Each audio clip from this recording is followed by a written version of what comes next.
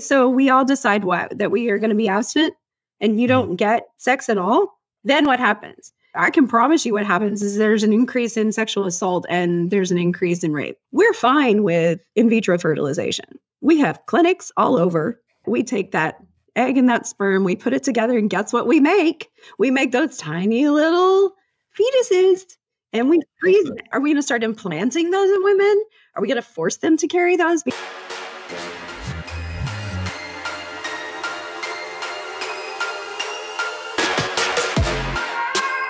Welcome to Lustcast, and I'm with Dee Siren, who is a legendary porn star and also have your own podcast called Siren Sexy Secrets.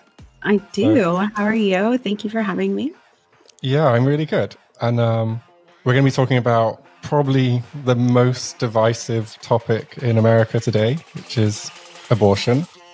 And it feels like because I'm a man, maybe I should just shut up and let the girls handle this on themselves.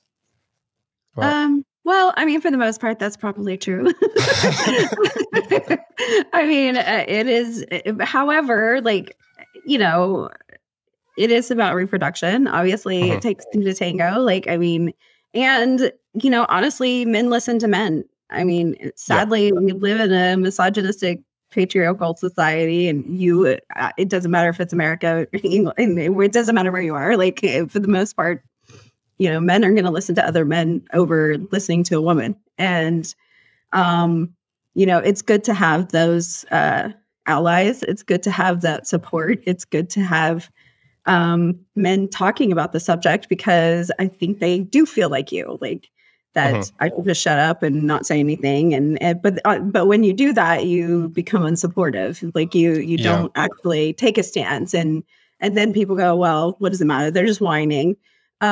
Because, you know, that's the typical response to women, is that we just complain and whine about shit. But, you know, this is literally your body. Like, this is your body that they're taking your rights away from, and saying, you know, I think the key to the whole problem is that it's not just about the abortion.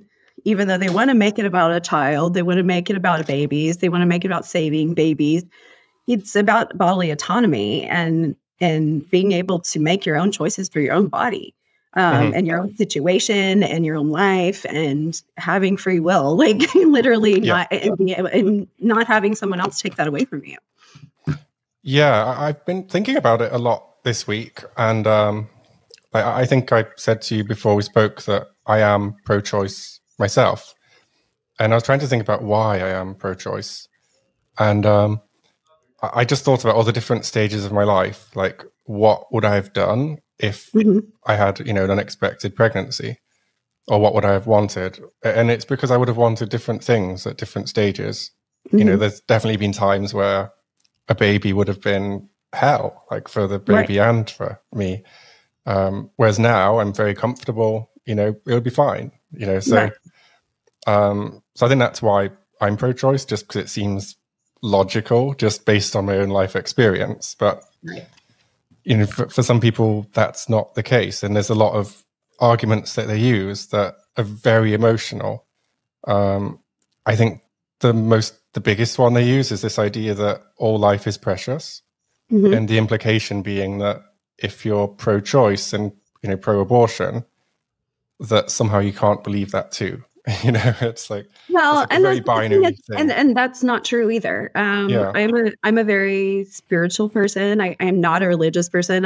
I don't connect myself with any religion per se, but I do believe that every life is precious. I do believe that, you know, I have my opinions on life is that, you know, we're energy beings in the human experience. And the fact is that, you know, every creature has their own experience, and you know, but a big part of that is free will. And when it comes to women, we're not just creatures to, you know, procreate and house another being, because that's the whole thing, is that it truly is like I have 3 children. Having been through 3 pregnancies, they take everything from my body. They take everything from your life. As a woman, you have to give up any if you want to say vice, you give everything, and not just, during pregnancy, but for the rest of your life. Like, I mean, they're dependent upon you. If you want to be a good parent, you have to be willing to provide for that child forever. And even in adulthood, mine are big now, but like, I'm always mom, and I will always be there to, be there for them. So, the sanctity of life is important. But I don't think that has anything to do with being pro-choice. Like, honestly, I think it's a misconception. Most women have abortions early on in their pregnancies, that it's a fetus. And, there's the debate on when does life begin? Well, yeah, that's so in my opinion, life begins at brain activity, not at a heartbeat. And, the thing is, and honestly, like, okay, so my state, I live in Texas, and they have put it so that you cannot, at least right now, you cannot have an abortion after 6 weeks. That's like literally one missed period, and you wouldn't even know, like, it's 2 weeks late. So that is not even a viable, it's nothing viable. There's not even a heartbeat at that stage. It's literally cells multiplying, and you are going to require that somebody's required to take care of a life for the rest of their life because of some cells multiplying that you don't want to multiply in your body. I mean, it's like, and there's so many medical factors involved with pregnancy. Like, pregnancy is very dangerous. It's not an easy thing to do. Like I said, you're literally giving up your body for that creature that's growing inside of you, that we want to call it offspring. Like, you don't own that creature. It doesn't belong to you. It's literally another human, another creature that you're growing inside of you until you disconnect it with an umbilical cord. It's attached, and it can't grow by itself. It can't grow without you doing everything you need to do to protect it.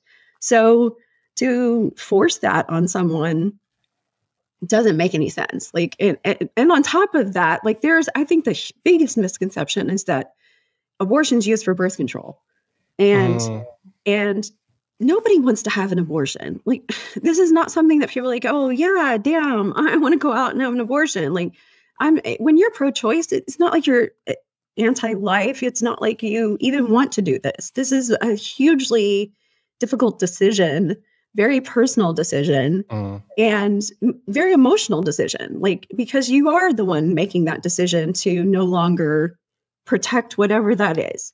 If it's early on, well, you're like, okay, I don't want these cells in my body's replicating into something that I'm not prepared to do. Because I'm sorry to say, but once a baby's born, like, who's taking care of it? Like, are we going to all decide that now we force people to have babies, and where do they go? When that person doesn't want to take care of them? Because I think the entire human experience is more important than the cells replicating and forcing somebody to carry it. So, yeah, and that's really interesting what you say about the decision to have an abortion. And I've been watching a lot of media on both sides of the aisle just to get a feeling of what people are saying. And on the right, it seems like they're looking for like the most extreme cases and finding people that are like saying, I'm proud of my abortion, and trying to portray that as like the norm now. Right. And it's so misleading. Well, and what is that word that you're proud of an abortion? Like, is it a feat? Is it an accomplishment? It's a medical procedure. That's like saying, I'm proud of my gallbladder removal. I'm proud of my, hysterectomy because I took out my uterus. Like, what is that? It's ridiculous to say people are proud of something. What they're proud of is their bodily autonomy. What they're proud of is that they can make their own fucking decisions in their lives, and somebody else is not making them for them. Because we all have free will to do what we're supposed to do. I do believe that you have a path and a purpose to your life. Everything that they want to talk about, I believe in too. But on the other hand, there is the key to free will. And you cannot tell me what my path is or my purpose is, just like I can't tell you what yours is. Because in the end, it's all your perspective. And the way I see the world out of my eyes is different the way you see the world out of your eyes, based on your experiences in your life and your DNA and your spirit. Like, if you want to go there, it's your, like, that's your path. Like, it's not my path to say how you have to have it. And so when someone else intervenes in your path, whether it be, opinion or judgment or any of the shit that we put on each other, in the same way that abortion is being taken away, you've now broken someone's path of how they're supposed to do things. So maybe the fact that they have to go through an abortion, they have to make these emotional decisions, it is a traumatic experience. It's not something that you're like, oh, yay, woo, let's go get an abortion every day. Like, I mean, these are not things that people want to do. It can be traumatic because it's a medical procedure, and it can be emotionally traumatic. It just depends on the person. Like, if they're, for instance, a high school student who is 16 years old and they know they can't do this shit. They can't go out and take care of a baby. They know their entire lives are going to be affected by that. And all their dreams, all their aspirations in life are going to be affected by the fact that they have this baby now to take care of, because again, you have to give everything to the baby. So what's the everything you're giving? So the 16-year-old who has to make this decision, well, they may not be so emotional about it. They may think, okay, I've got to take care of this problem, because it is a problem in their lives. It is something that's going to affect them forever, and they're not prepared to do it. So why are we forcing people to be prepared?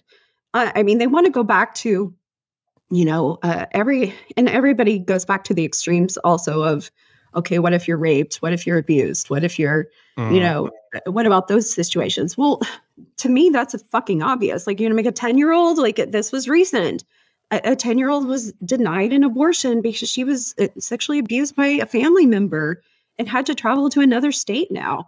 Yeah, and it's like, what is happening? There's 25,000 of those per year in America. Yeah. It's ridiculous. It's unreal. Ridiculous because. And there was, I was reading, I can't remember the name of the congresswoman, but I think she said she was helping women that had been raped come to the decision to keep the baby. And she described it as helping them make lemonade. And it's like, it's unbelievul that an elected representative. But the thing is, okay, so you're making lemonade. Okay, like, so the concept of you have lemons, you make lemonade, right? Yeah, you put some good in there. Well, it's shocking to me. Just the fact is that what's up with the child? Because the key is you're forcing a woman to change her entire life, and even a man, because like obviously there's a dad involved. You're forcing these people to change their entire life path based on something you're forced to do. It's not something they've chosen with their free will to do or not do.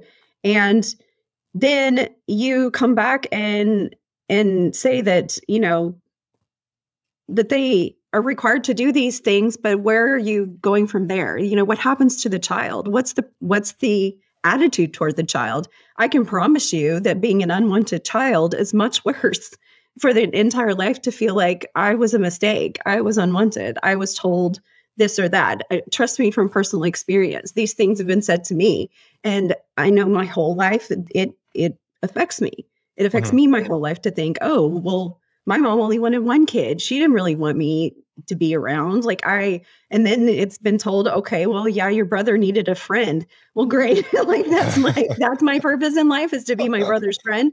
And then we quit being friends at 10. So then what? It's like, okay, but you were never prepared to have another human who should have their own life experiences. And instead you're forced to live a life that, that they're pushing on you. They tell you what to do. They lead you in the ways that they want to, because that's what parents do. And a lot of times, if it's a situation that you're not a wanted child, like, where does that lead? Where's the connection? Because honestly, more than anything in life, the most important thing is human connection. And between your caregiver, between your mom and your dad, is your first level of conscious connection, and building trust and building, a basis of family.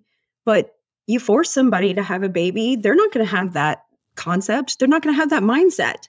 They're going to think, oh, this is trouble. This is a problem. So now the child's become a problem. Even if you keep them, they're become a problem. There's some really interesting data on this, actually. I don't know if you... there's a New York Times blog, an old one, that was called Freakonomics. And they applied like economics to social situations. And one of the things that they explained was that the main cause of the drop in crime from like the 70s to the 90s, when crime across America just went down by a huge amount, they put it down to abortion, like the legalization of abortion. And, you know, parents knowing what is best for their situation. And, you know, happier children, you know, better planned families. Well, and resources. Crime. And resources. Crime happens because people are desperate. People don't commit most petty crimes because of any reason other than survival. They're in survival mode. Their brains are in survival mode. They can't look past that survival mode. They're worried about food on the table. They're worried about paying their next bill. You know, is the government helping? No, not really. It is the system of, you know, here, let's, you know, increase our wages. No, that's not helping, you know. And so not only are you forcing somebody to physically give birth, but what happens after the fact that they now can't take care of that child. So they turn to crime. Like, you're going to do everything you can to take care of your family. You're going to do everything you can, even if you don't want the kid, you are still going to do everything you can to take care of them. Or you're not. And in those cases, those children, you know, get taken away by Child Protective Services and put into the foster system, which is the worst place to be. Yeah. Because speaking of unwanted, like, you're moved from home to home, or there's a home that's full of children and they're trying their best to take care of them, but there's no resources for them either. So, I mean, there's lots of women and couples and out there that do foster children. And, you know, that is an extremely stressful situation. Where you're having children that are immediately traumatized, that they've come from a traumatized situation, traumatized home. And now you're dealing with trauma on every single level with these children, and then trying to build something around that. So it's chaotic. It's chaos. And so what happens to the child? You know, not most likely, but there's a large chance that there's abuse involved. There's emotional abuse. There's physical abuse. There's just rejection that, you know, you're going to be passed to somebody else, and there's no security or safety for that child growing up. So they're very vulnerable. So, I mean, we don't have orphanages, but is that a good place too? Like, do we want to babysit orphanages? Like, these are not things that, like, we want to, why are we going backwards, considering our technology and our medical expertise is going forward? Now, all of a sudden, there's a law that's saying, sorry, but we're going to go back. Because why? We're saving something that's literally like that big. Like, I mean, it's like minuscule, and it's not even like, I sent out a picture on my social media, but like, it's not even, it's like the size of a tiny little, like, bean-like creature. Like, it's not, you know, I mean, what are we doing here? This is what we're saving. Like, it's not something it's not a human. It's not a baby. There's nothing. And like, this is a huge concept. We're fine with in vitro fertilization. We have clinics all over. We take that egg and that sperm, we put it together, and guess what we make? We make those tiny little fetuses, and we freeze them. Like a larva. We freeze them, right? Okay, so we have all these little larva fetuses going around. Are we going to start implanting those in women? Are we going to force them to carry those? Because now, what's the difference? What's the difference between that and the 6-week-old that's inside of the mom? I never thought of that before. And are we protesting? Are we protesting at in vitro fertilization clinics? No. Nobody's protesting there. Now, may it happen? Fuck if I know. Like, the way everything's going, like, they think that they can just go and tell everybody what to do. But honestly, I really feel like there's so much more to this. There's so much more. For one thing, it's not just about the abortion. That is just an easy thing that they could attach themselves to. Roe versus Wade is not codified in our, in our system, and it was easy to go after it. But by taking away that right, like I said, you take away bodily autonomy. You also take away health, privacy. You take the fact that everybody knows, okay, you're going to get an abortion. Like, why should anybody know that information? In Texas, you can get paid to turn somebody in for it. And really? It's like, okay, so now are we the Wild West where we just go and be like, here, I'm going to turn over this bad person. It's a witch hunt. Like, are you going after women now because they have chosen to not carry a child? Like, and it's ridiculous. So, I mean, you can do it you can turn in a provider, you can turn in the patient, and you can turn in somebody that drives an Uber. According to the law, you could if the person driving the Uber to the appointment, they can get turned in because they're aiding and abetting an abortion. You know what doesn't make sense to me, as obviously I look at American politics as an outsider, and like, who is it exactly that wants this? Because it seems like public opinion in America on the left and the right is pretty much agreed that abortion should be allowed, just maybe with some limits at how many weeks. Yeah. And it seems like left and right mostly agree that. It's a political, okay, so in my opinion, it is evangelical Christian agenda. Okay. They also, like, I'm in the adult industry, they go after my industry. But you have to remember all these things, they lie back on, okay, Jesus, okay, God, okay, Christianity, okay, my religion. For one thing, there's supposed to be separation of church and state. Well, yeah. We've now eliminated that by allowing people to say, okay, you are required to do something because of religion. Like, okay, so why are we not taxing churches? Like, we don't tax churches. So, okay, why are we not taxing churches? They've now become big business. Like, now they've become something that, and on top of that, the people that are involved in it are under the guise that they're religious, under the guise that they're Christian, under the guise that they're saving babies. But they're super PACs, which means they're raising millions and millions and millions of dollars to affect political change. And honestly, I think there's multiple things I have my opinions on. Yes, I am a white woman. Yes, I have that privilege, but white supremacy is an issue and they want to keep it. I'm sorry, but the white people want to stay in charge. And in this country, our demographic by 2035 or something like that is going to be majority Latin. It's not going to be white. So who do you think is going to be in charge? Probably not the white people. And like, I believe it's like 35, 40%, maybe 38%, something like that, of abortions are white women. So they don't want less white babies.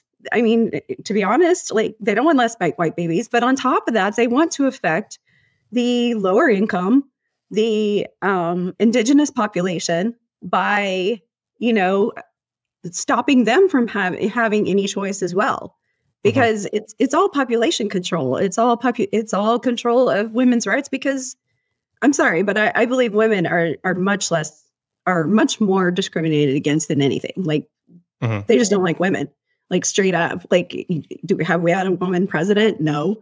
Like, in America, like, no, it's patriarchal. They don't want women in charge. They don't want, again, we are emotional creatures. Oh, damn, that's a bad thing, right? Maybe we all need to be more emotional creatures so that we can make decisions based on the fact that there is some love and kindness involved. And that's the thing. They want to fall back on, oh, well, this is what the Bible says, but we're not all fucking Christian. We don't all believe in your Bible. And the majority of the country doesn't. So it's one group of people who've raised enough money, to be honest, to be able to make change, because for one thing, they voted in a president who put in conservative justices. And, now, and they've been trying to do this for 50 years. Like, they've been trying to overturn it since it's been there. So Now they just finally got to the point where those people are in place, but we need to change that as well. Like, why do we only have 9 justices? We should have 13.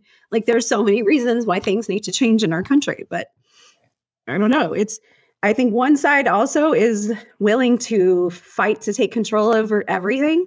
And one side lives on beautiful ideals of how things should be. And So they don't fight hard enough. You got to fight. Like, I'm sorry to say, but if you're not willing to stand up for your people, like, I don't know what to say. It's not going to, one side's willing to stand up. I don't know about the other. I don't do politics much. I don't like either of them. Yeah, I don't like either of them. I'm like, yeah. But I mean, hey, if that's the people who are in charge, like, okay, both of you got the money, to start making decisions that make sense and stop living on the idea that we need to just sit back and do nothing, because that's sitting back and doing nothing. We're losing things. It just seems quite strange to me, because I guess whenever I see like Republicans on TV, they're usually screaming about freedom, and liberty. So it's and bodily autonomy. They don't want to get a vaccine. Exactly. They don't want to be told what to do with their bodies. They don't want to be told. But like, okay, so let's flip it. Let's tell men that they have to get vasectomies. Sorry, you can't have unprotected sex unless you get a vasectomy. It's birth control. We want to make sure that pregnancy doesn't happen. Why is it always on women? That's one of the biggest thing. Like I heard, the biggest scam is being a woman. Like, why have we given up? For one thing, we put hormones in our body to control birth control. Like, we literally are like, okay, it's our job to just shove more shit into our body so that we don't get pregnant. Why are we the ones that always have to do things? Why are we the ones that have to carry I mean, obviously we carry babies, but like, okay, so now we don't even have a choice on that matter. And that, and honestly, I believe that they'll go after birth control. I believe they'll go after these things. Because this is interesting to me. I mean, there are studies that show that the human population is going down. The more intelligent we get, the more enlightened we get, and especially women no longer being in a home and working and going after different things, then the population is going down. And that's throughout the entire world. So, I mean, have we decided that now it's, our job to force people to have children, and because the population is going down? I think there's better ways to do this. I think there's better ways to help people understand that, maybe because there's always back and forth of, well, why is the population going down? Well, we were also told that like our human footprint's huge, and we've made a big difference on the climate, and we made a big difference on the earth, and we don't need all these babies. So like now we have a new generation of people who are like, wait a minute, like, I think my footprint's too big. I don't want to go have babies and make a bigger human footprint. Well, then there's information saying that that's not really true, that it doesn't really matter. Like, we are going to make a footprint on it, but are we just going to like let ourselves die out and no longer produce children or humans because we're worried about the climate? I mean, it goes back and forth. So there's some really like big talking points I've seen on this, but I feel I'm not really qualified to comment on them. It's like some people say that if a population gets smaller, then technological progress goes backwards because we can't specialize as much because there's less people. So our living standards would have to go down in theory, but I don't know. Well, and the thing is, like, our social security, I think it's also a factor of that. Like, we have population who's living longer. And I think that does factor into, the people who make these decisions, because they're old white guys and, they don't want their social security going away. Like that's going to happen in 2035. And then what?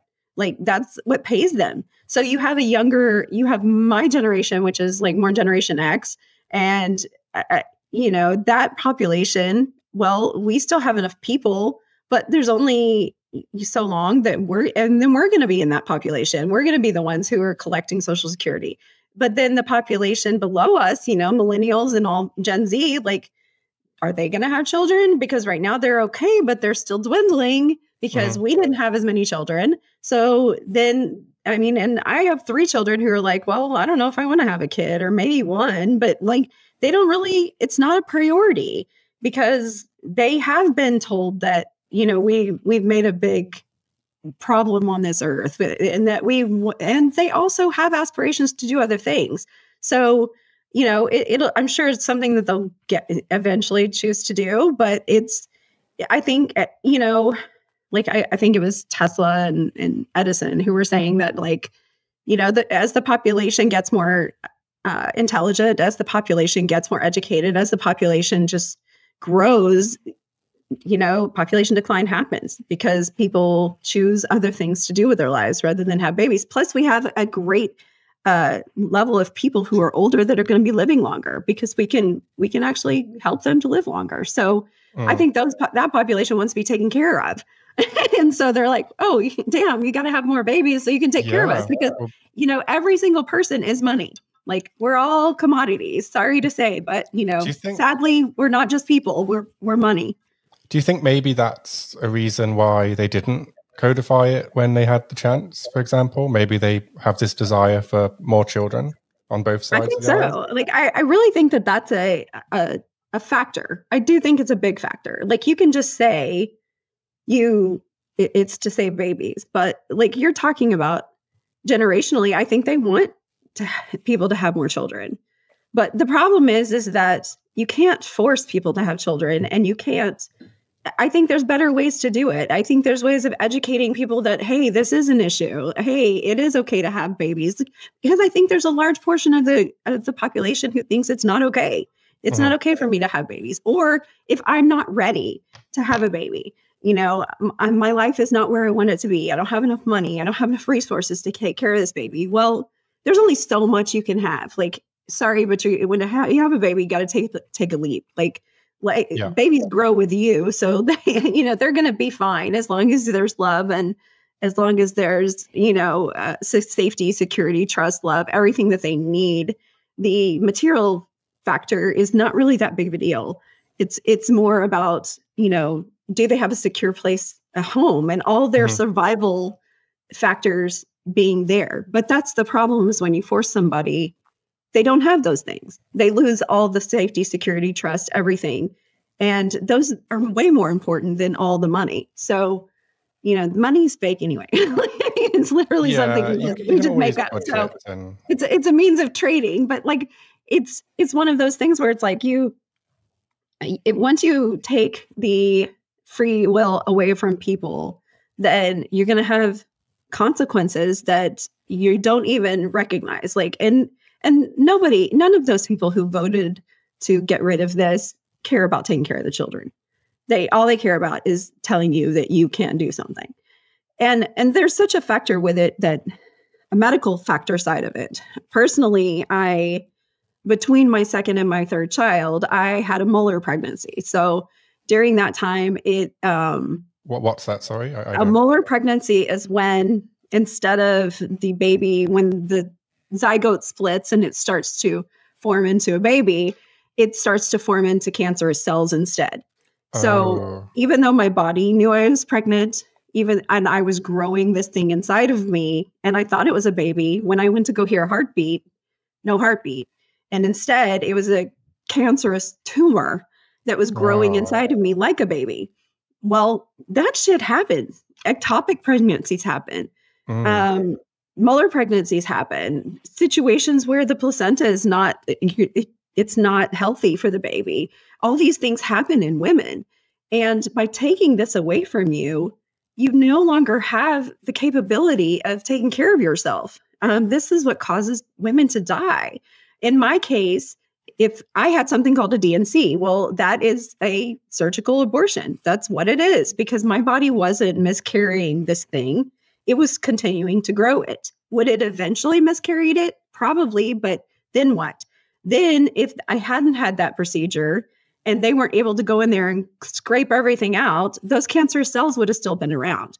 And I would have gotten uterine cancer, or I would have never been able to have another baby, because that could have passed the cancer on to another baby.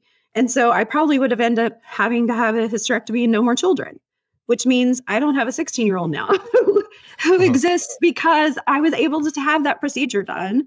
And a year later, so that my body was clear, and then I could have another baby again. So these are so many, and this is typical. Like, these are things that happen to my friends have had the same kind of pregnancy. Like, these are not things that are uncommon. These are things that women have miscarriages all the time. And what is the situation there now? Is it that the states that are banning abortion are banning abortion? Everything. Everything. Everything. So like the states that have actually banned it, you can't even get that procedure done.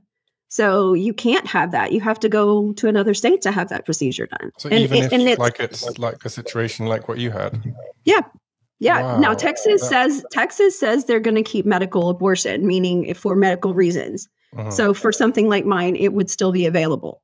But we'll see. Like, they haven't made that decision yet. They haven't completely decided on it. So, but these other states, I don't know all the states, but like Georgia, all the states that have decided, Mississippi, no, like, you can't have those procedures done anymore.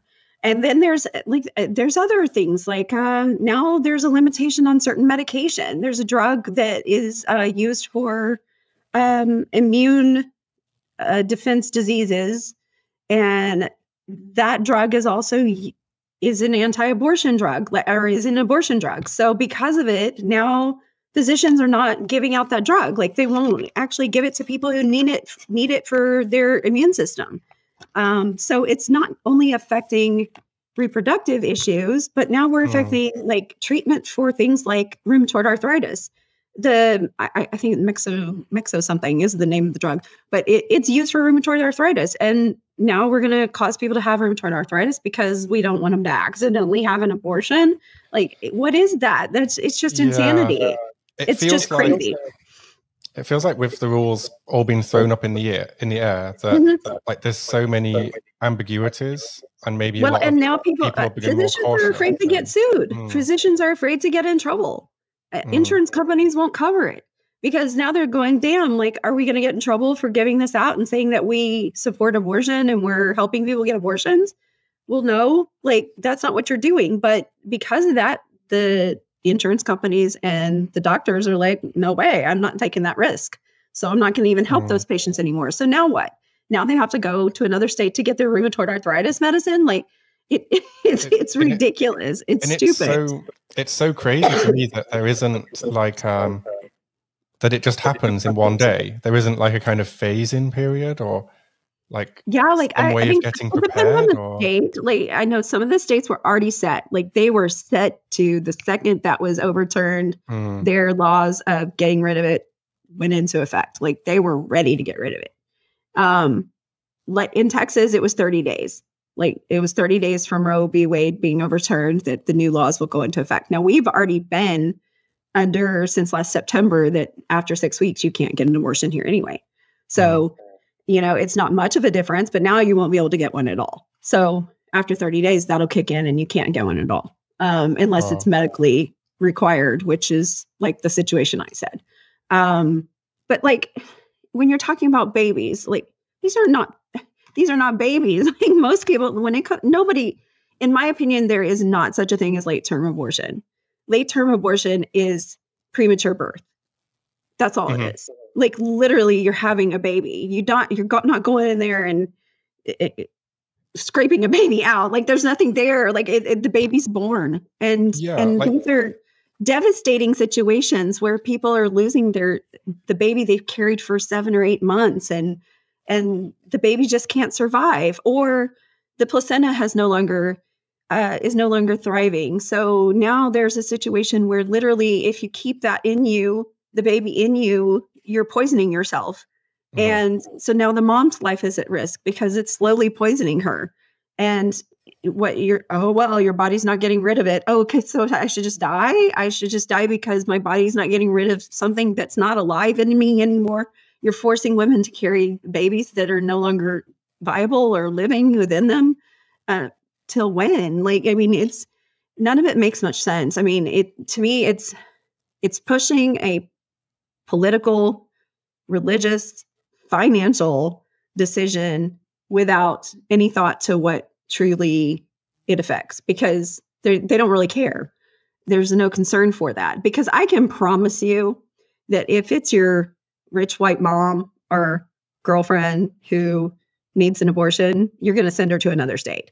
Like, even if you vote, even if you're pro-life, like, they're not going to be like, oh, damn, like my mom's going to die, so I'm just going to sit here and watch her die. Like, no, we're going to take care of it. So now but now you are doing that to low-income people, indigenous populations, people who can't leave, people who have no resources to leave. You are sentencing them to death because you decided, oh, well, this little thing that's this big is so important. It just, it doesn't make much sense. Could we talk about abortion itself? Because, like, I guess in my head, it's something I haven't thought about too much or read about. But how does it work? Is it just you have a tablet, or is it a surgery? Or I know that's such a dumb question. That depends on when it is.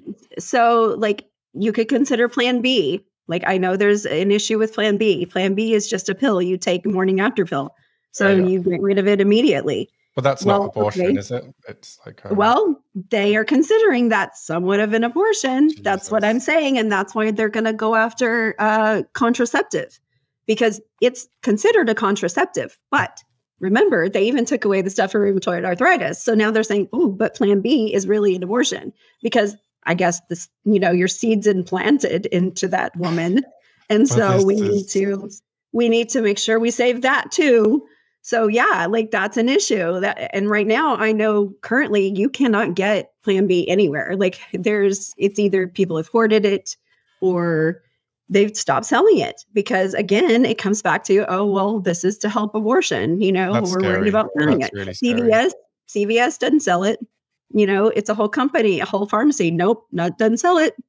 They also are pro-life, but it's like, what's happening? This is silly. It's ridiculous. So, there are there are abortion pills that are available that are other medication that's not Plan B, but it is and those have to be taken with a few days. Like, you can't take them 6 weeks down the road. They're not going to work. Like, have to be done pretty quickly. Then there's, early abortion, which most people have, is a procedure. It's a quick procedure. Normally they'll put you, like, it's a medical procedure. They put you to sleep. They go in and they, as for like specifics on it, I've read all kinds of things, but like, I think it's kind of like a vacuum type of situation where they go in. Yeah. It's like cleaning out your uterus of these, like with me, it was like cleaning out my uterus of the cells. So mine wasn't turning into a baby, but it was supposed to be. And then it turned into this tumor thing. But they go in there and they take all the cells out and then they clean out everything. And then it's like I don't know if they use lasers or if they don't even have to use lasers. I don't think they have to use lasers, but they just basically make sure that all the cells are gone and that's it. Mm-hmm. Like, it's literally a medical procedure. They dilate your cervix, they go in, they take care of it, and you're done. So it's a quick, easy procedure. So there's not much to it. Later on, like that, again, I don't think those are situations where the fetus is no longer viable. The fetus is not going to live.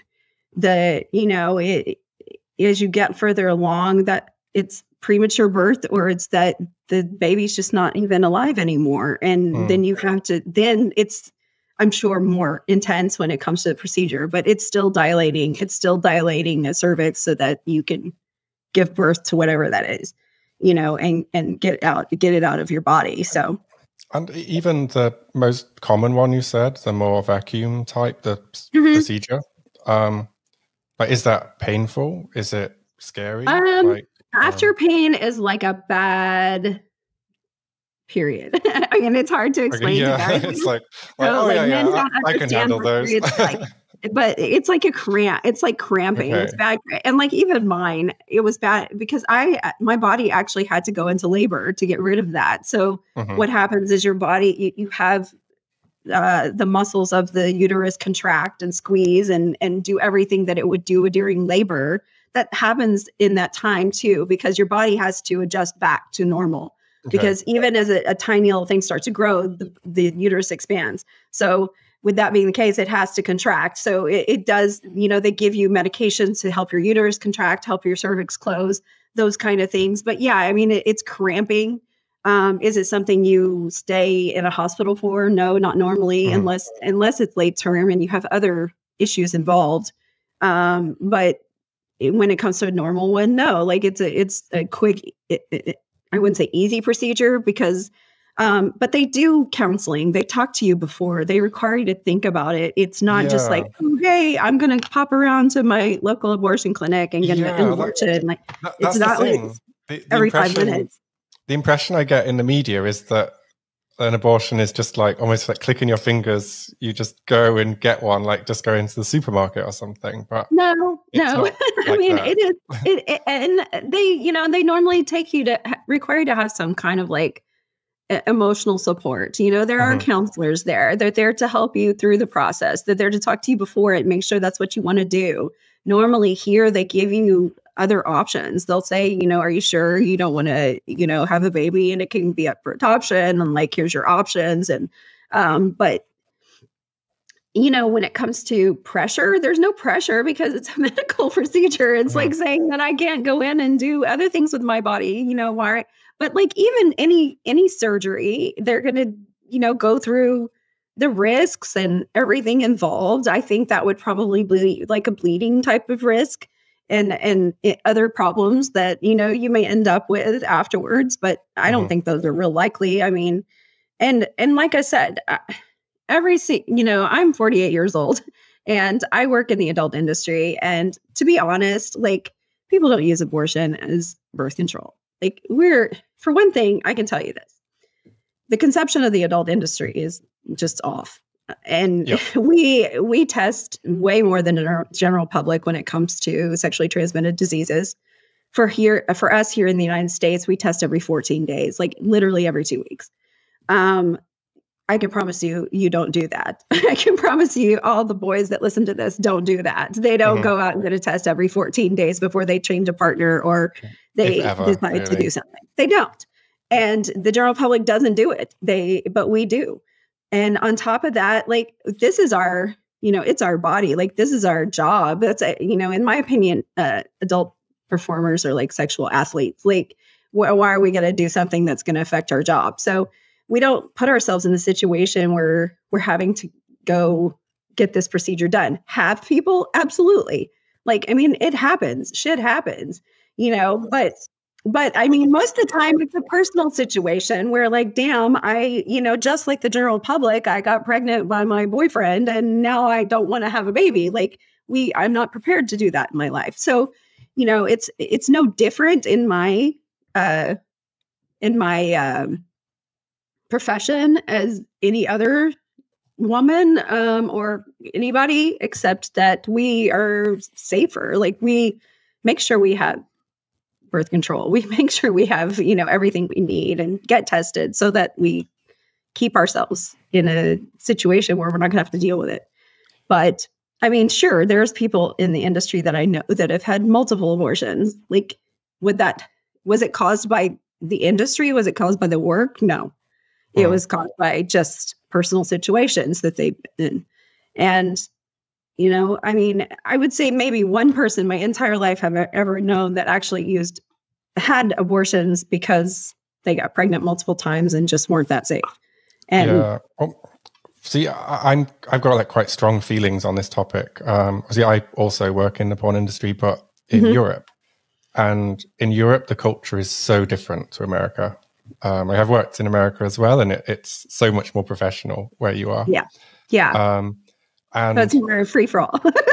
Yeah, and in the porn industry in America, there's really good sex education. Like you learn really fast, like how important communication is. You learn about birth control if you didn't already in your life.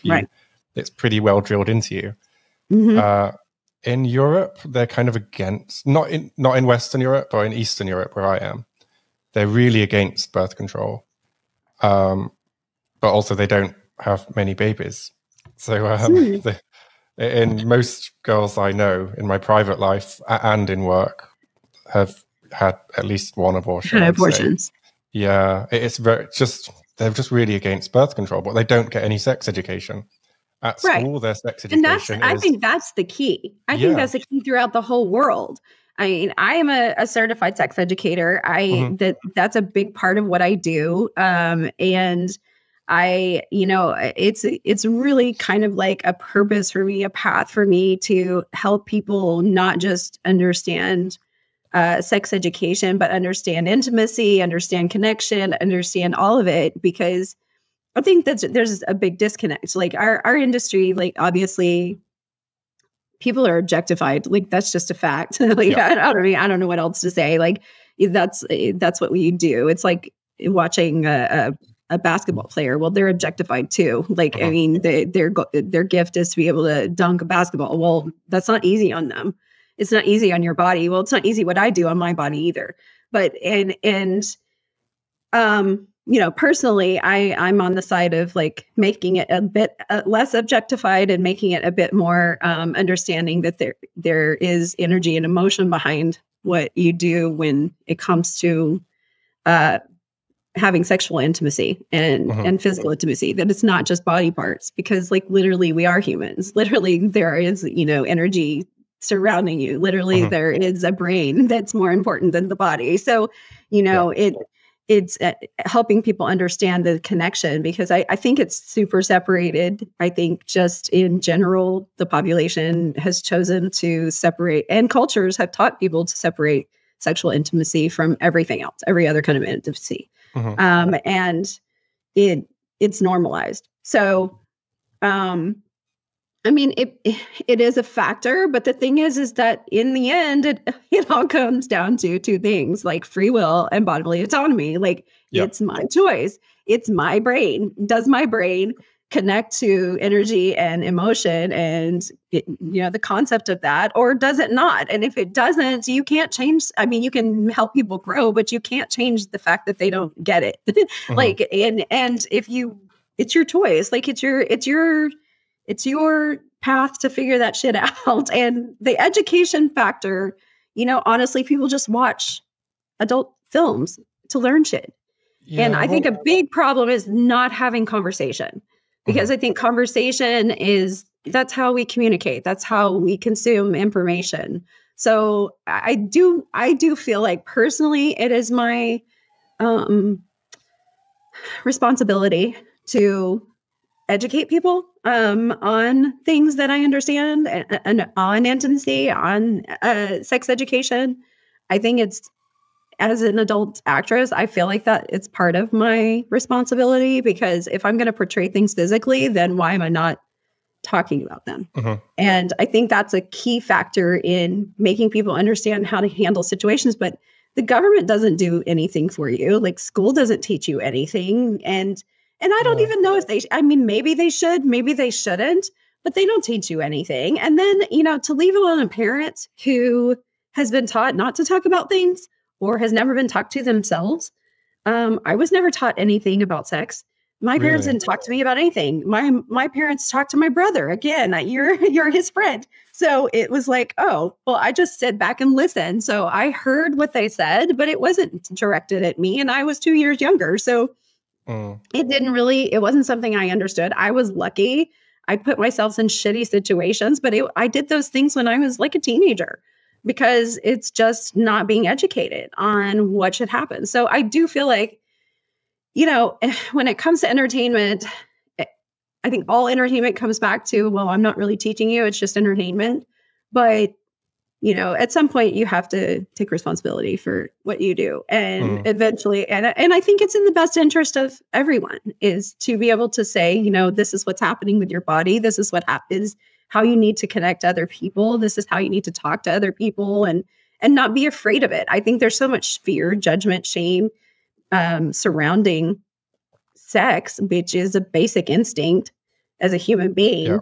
But that's been removed from our brains, that we shouldn't be that way. We shouldn't think of it that way. We should think of it as you need to be in a relationship, or you need to be disconnected emotionally Because even if you're not in a relationship, it's just sex. I'm just not going to be, because I said it for 15 years, it's just sex. What does it matter? It's cool to not have sex and not be connected, emotionally to people. But then I've had the realization that it is important.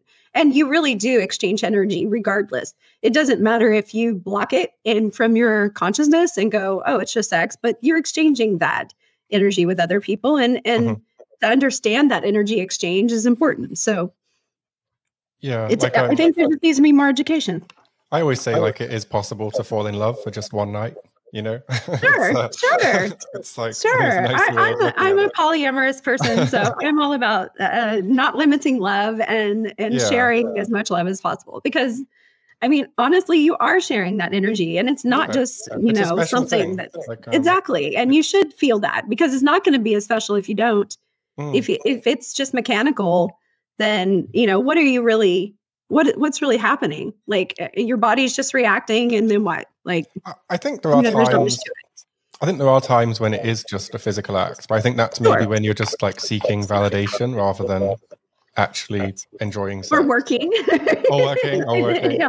I mean, and I've been there, done that. Like I literally said so many times that, I remember body parts more than faces. And people they'll be like, oh yeah, I filmed with you. And I'm like, I don't know you. Like, I have no clue who you are. But if you show me certain parts of your body, I probably could identify them, but that's because of the situation I was in. And next time I'll quiz you on that. I'll show you. Like, who's this? I mean, because honestly, I've been in group situations. I've been in lots of situations where it's like, okay, I didn't have the time to have a conversation with you or an experience or, be able to exchange that energy with you. I just had a physical experience that, in the end is not very memorable because there's just no energy connection or consciousness. There's no conscious connection to that other person, which, I've changed in my life. I've learned that that's more important to me. But I think that that's part of just growing and evolving. You realize, oh, these things are actually important to me as a person to recognize them. Because like I said, even though I denied and I said it was always physical, not truly always physical, because you are an energy being, because you have an aura, because these things are actually connected with each other, and that energy does mingle and connect. And we're just much more connected to each other than we think we are, because we're told that we're not. It's the idea of individualism, I don't know, is a failed experiment. Like, we've disconnected from our tribal instincts, which are natural in humans. Like, we're always going to go back to our tribe, and if it's family, if it's a sports team, if it's, whoever it is, it's still tribal mentality. And that's just part of being human. So I think that it's important to reconnect to those things and realize, oh, I actually connect to these people when I'm exchanging physical energy. I'm also exchanging, emotional and everything else. Can we come back to birth control? Because that's really interesting to me, because I'm from the UK and I always assumed that British and American people, generally birth control we're pretty well educated on. But looking at abortion data, I'm thinking maybe that's not true for everybody. Like, I noticed there's a big racial difference in abortion. Birth control. I think a lot of women are 4 times as likely to have an abortion and 3 times as likely to die in childbirth, which is insane to me. And it seems like there's a lot of differences in sex education across the states, depending on where you are. I think that there's also a difference. I think there's also a difference in medical care. And again, going back with abortion being medical care, is that, and birth control being medical care. Because I think that has to do with the education, like you said. It's not just sex education; it's medical care education. It's understanding how to take care of your own body. It's understanding, no one explained to me what STDs were. No one explained to me that this is how you could get them, or how you couldn't get them, or here, do this or do that so that you don't get them. Luckily, I'm an intelligent person and I learn these things by myself. But it's it's not just intelligence, it's access to information. Now, I think the internet has helped greatly. I do think that things like social media allow people to hear other real people and people that are like them, and not just, these populations listening to the white woman talk, sorry, I know I'm a white woman, but it's important to see people that are like you and teaching you the same things, because the mortality rate in childbirth in the African American population or in the Black community is higher. It's that shockingly has to higher, do, not just a small amount. It's hugely shockingly higher. And that has to do with medical care. They don't get preterm care. They don't go to doctors as often. And that has to do with the fact that, at least here, it has to do with the fact that they don't trust them. In previous histories past, like, sorry, but doctors did experiments on people. Doctors did perform, I just recently heard of a story of like 2 women who were in their 60s. And when they were teenagers, they were sterilized without their knowledge, and their parents didn't even know, and they sued, but they were sterilized, and that wasn't that long ago. So, it's not trusting doctors. It's not trusting what's going to happen to me. It's also cultural that, I'm not going to go put something in my body that's not natural. Again, we go back to the hormone factor of women having to put hormones in their body as birth control. Yeah. Well, this is an education thing, because there's the mini pill and there's non-hormonal versions of things. And a lot of people I speak to just don't know about it. And it's because they don't go to the doctor. For me, I went every single year I went to the doctor, had my pap smear, had my checkup. These are things that women should be doing to make sure that they're healthy. But there's a fear of doctors. There's we don't have universal health care. So is birth control free in America? No. Oh, okay. No. No, nothing's free. Nothing's free in America. That was a dumb question, wasn't it? Our country that's based on freedom. You think anything's actually free? No, nothing's free. So no, you have to go to your doctor. You have to get it. It has to be covered by your insurance. You're still going to pay for it, Okay. And birth control, even just pills. I took pills my whole life, and I did take mini pills. I took because I also breastfed my children, so I took just progesterone pills that were not estrogen. So it didn't affect the babies, but I took those forever. But I had to go to the doctor every year to get them. I had to get, referrals. I had to get, how much does birth control cost? It depends on what it is.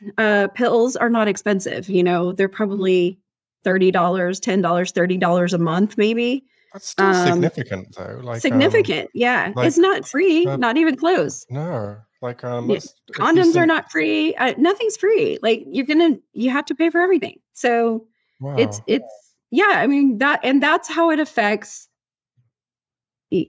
populations that have no money, lower income populations. And what do you think indigenous populations that have higher risk, these are the people that are going to be greatly affected by it, because they actually do use abortion as birth control. Because they are less educated in other options.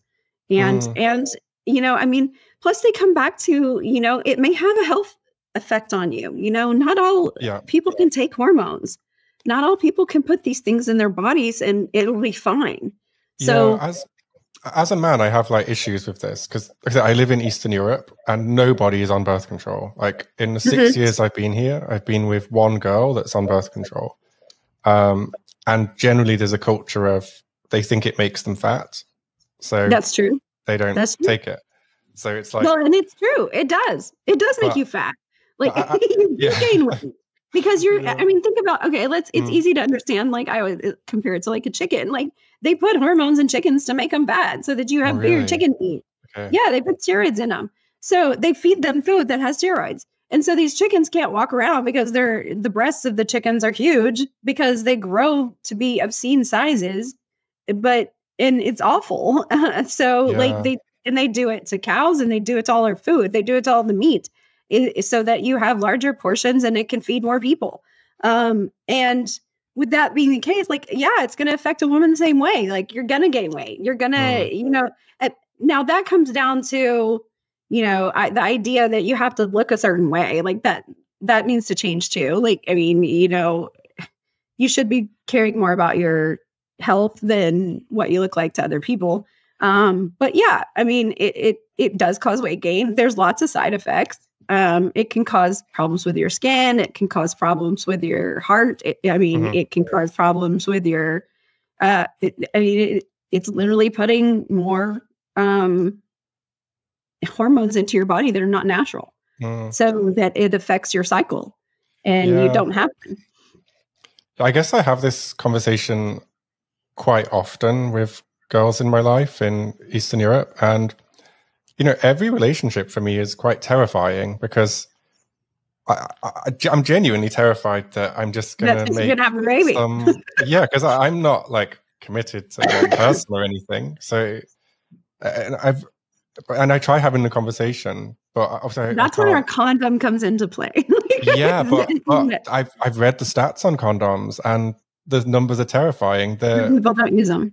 They're only like 75% effective with real world use. Yeah. And the withdrawal method is about the same effectiveness. Yep. So it's like, and I say to girls like, condoms are not as effective as you think. Right.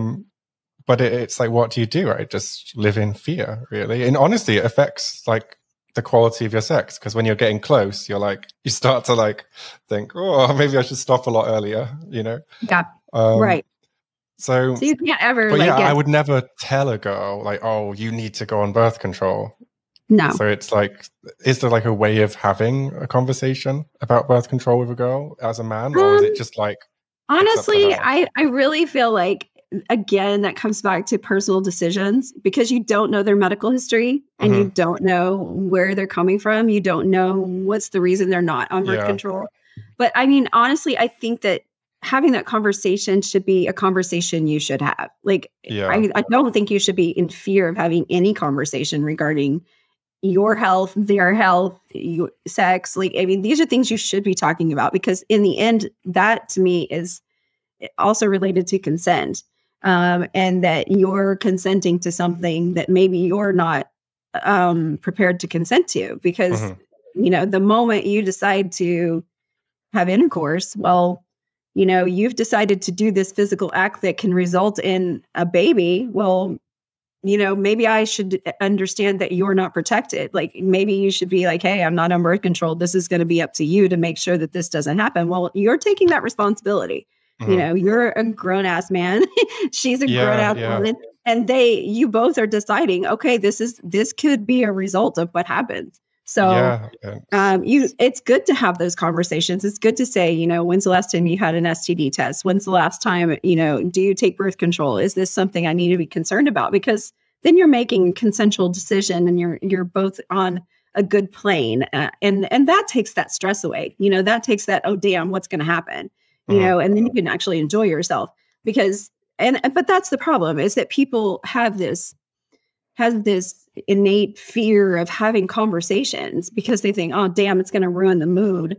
Well, wouldn't you rather ruin the mood than have a baby? Like, I mean, to be serious, and wouldn't you rather ruin the mood than require the person to have an abortion? Like, these are things that educate before, like, be proactive in your life and not reactive. Don't just react to everything that happens and be like, oh, damn, and plan. Like, it's okay to wait. It's okay to not be the one. I mean, trust me, I've had like 5 billion one night stand, but I can speak a lot and I've done other things in the past, but it is also, I've always been on birth control. I've been on birth control since I was 16 years old. 16 years old, I started taking pills. That's the thing. Even in the porn industry here, most of the girls are not on birth control. And it's crazy. It's insane. And I have a lot of friends don't want to take birth control. They are like, nope, don't want to do it. Don't want to put that in my body. And I respect that, because it is your choice. It's your choice to not put extra chemicals in your body. But on the other hand, you're taking that chance. And nowadays here, like, why would you take the chance? I don't understand why anybody would take the chance. Yeah, well, honestly, I'd rather be abstinent than deal with that crap. Yeah, so this side of the pond, it feels more like an education issue. And I try to do my bit to, educate, but it comes across as like a very selfish thing, I find. Like, like, it's very hard to have that conversation. Sure.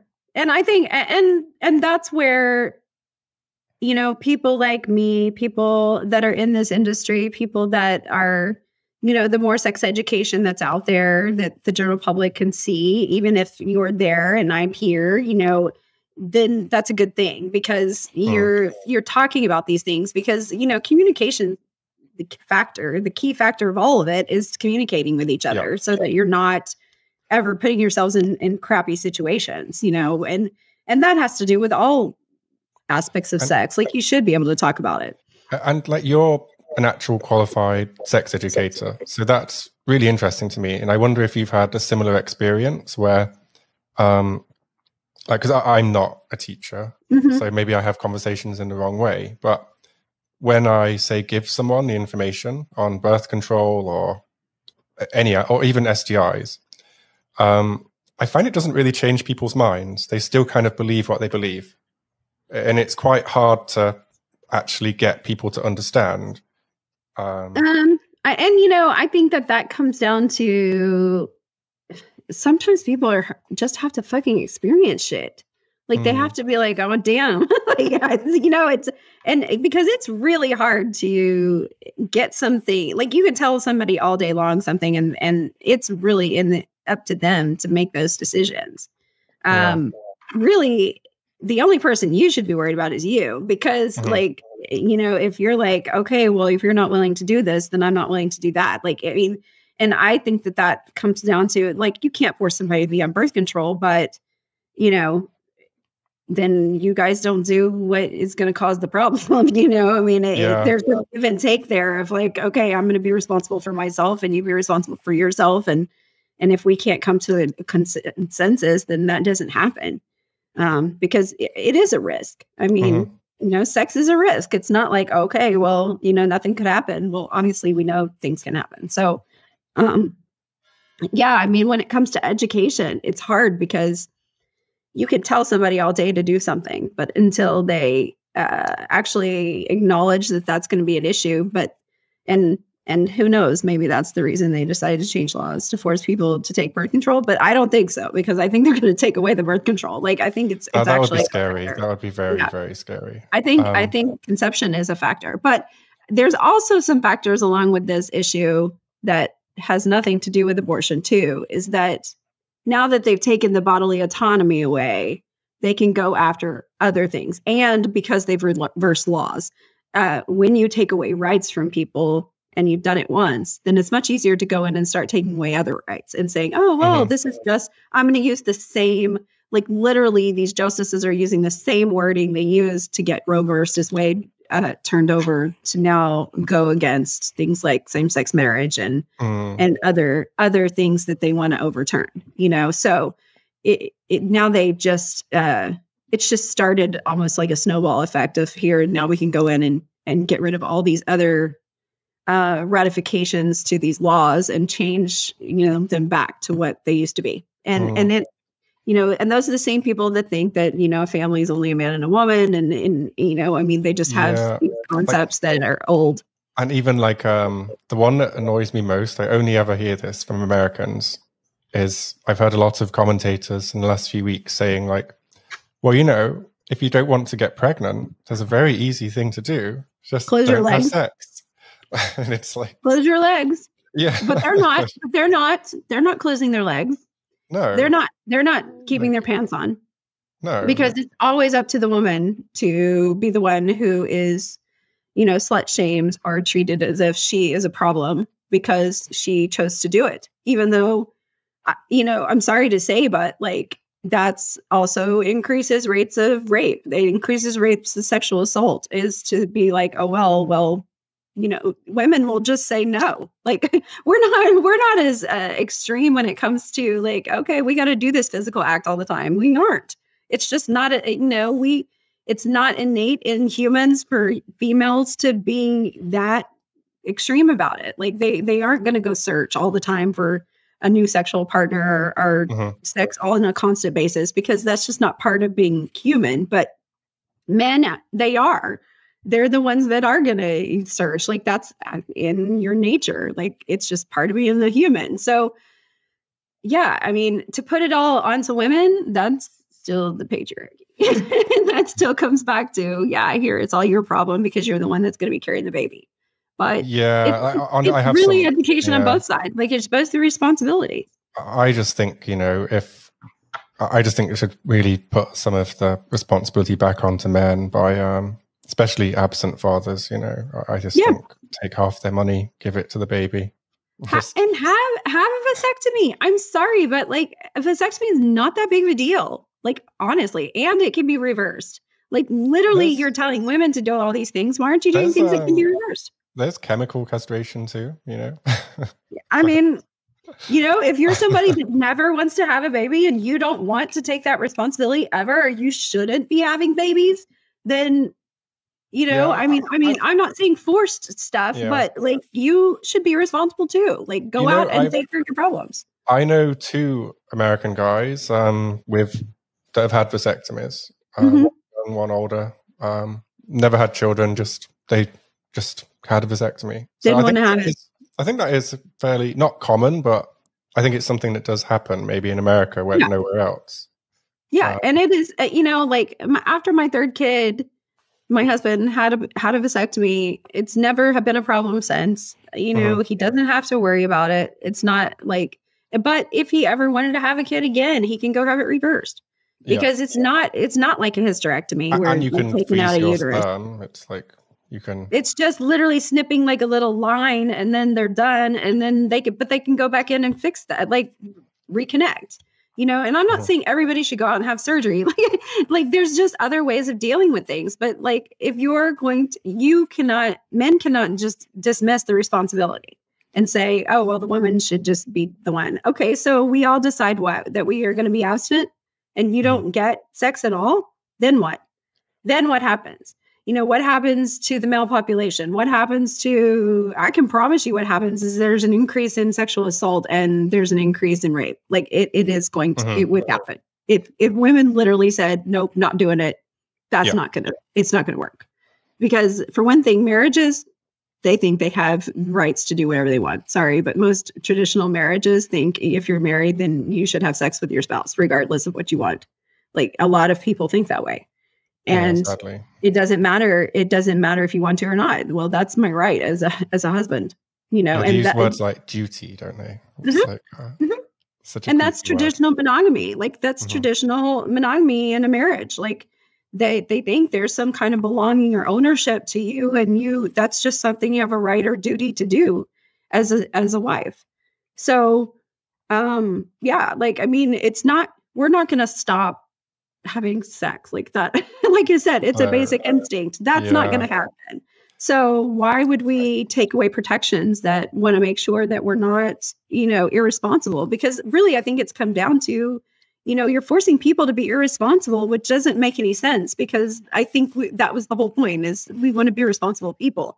And, and most people don't use, at least in America, I don't, even being in this industry, even living as long as I've lived, I don't know a ton of people who use abortion as birth control. They really use it for what its purpose is. Do you notice any difference between people your age group and the younger age group in terms of sex education? Because I'm looking at some data on abortion, for example, and like in the year 2000, there were 1.3 million abortions. Whereas today there's around 900,000. So like the number of abortions is going down. And do you think that's like younger people are better educated? Or do you think they're more educated? I think that access to birth control is easier. I think that I think my generation is better about communicating with their own children and social media. Like, I'm sorry, but the internet and social media, that changed, just like you and I talking, like that changes everything because now our world is a much smaller place. We don't have to be like, oh, damn, we don't know anything.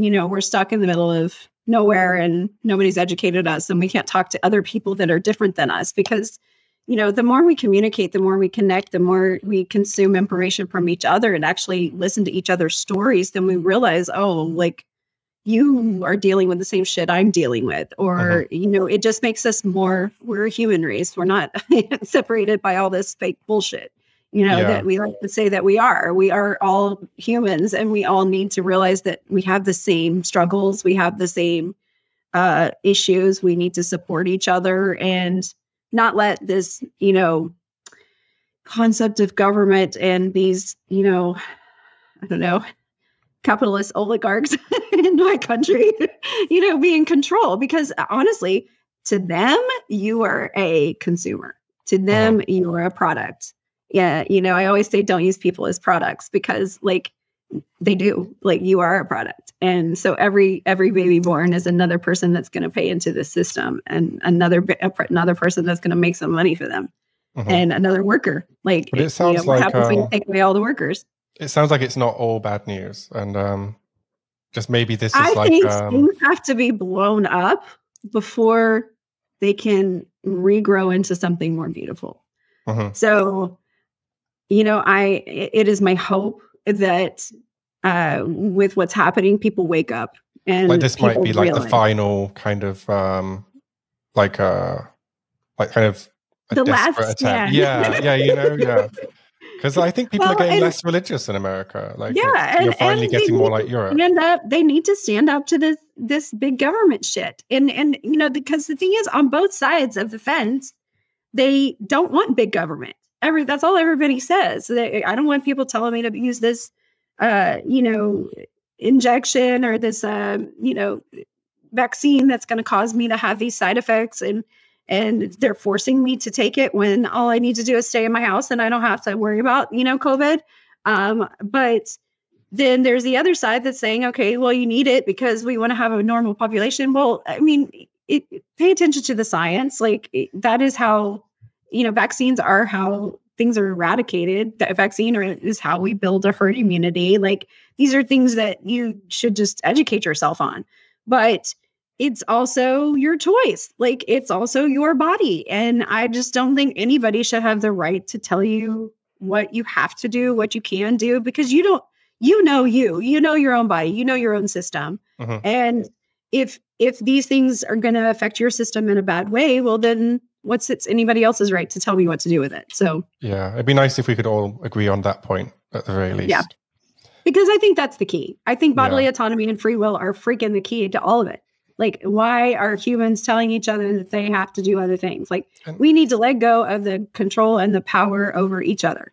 And as an outsider, that's kind of the beautiful thing about America. It's lots of people from all over the world with different cultures and backgrounds that don't agree on anything, all getting along somehow because we don't agree. They respect each other's decisions. We just fight over everything. Yeah, but but it does help people grow and change. And I think that, it allows the conversation to happen. And, we allow things to evolve because we actually listen to other people's opinions and learn from them, because we're all from different places. We're all from different families. We're all from different environments and situations. And it's good just to actually stop and listen and not think that whatever you think in your head is the only way to do things. Because I think that's the factor, is that you have to realize that every single person has a different perspective, from you to your girlfriend, to your husband, to your children. They don't see things the same way you see them. Whatever comes out of my eyes does not, I visualize the world as something completely different than I promise you do. I see it completely different. And you have to respect that every single person has a different story and a different perspective on life. And I want to, just on that note, I want to just throw a few abortion scenarios at you, and just things that a man might experience at some point in his life, and just get your opinion on how he should approach that conversation. Okay. So I think the easiest one is, let's say there's an unexpected pregnancy. How do you, when the girl says to you, "Oh, I'm pregnant," how should you react? Because it's quite a difficult thing for a man to react to. The best way to react to that is really to find out, what is her perspective on it? How do you feel about this?